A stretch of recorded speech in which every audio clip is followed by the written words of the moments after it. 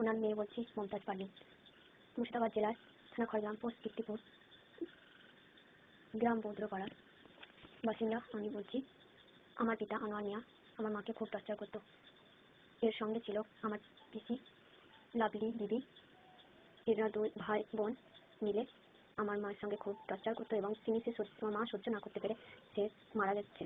এখন মা মারা যাওয়া 7 মাস হলো এবং 3 মাস পর আমার বাবা বিয়ে করেন। এখন তার সঙ্গে আমার সৎ মাও আছে, তিনিও আমার সঙ্গে টর্চার করছেন। 3 জন মিলে আমার বাবা, পিসি, আমার সৎ মা, এরা আমাকে মেরে ফেলে দিতে চাইছে, আমাকে বাঁচিয়ে রাখতে চায় না এবং আমার নামে বাড়িটা লিখে দিয়েছিল, সেই বাড়িটা জোর করে আমার নামের কাছ থেকে কেড়ে নিয়ে বিক্রি করে দিতে চাইছে এবং আমাকে মেরে দেওয়ার জন্য প্ল্যান করছে। এর জন্য আপনাদের সহযোগিতা চাই।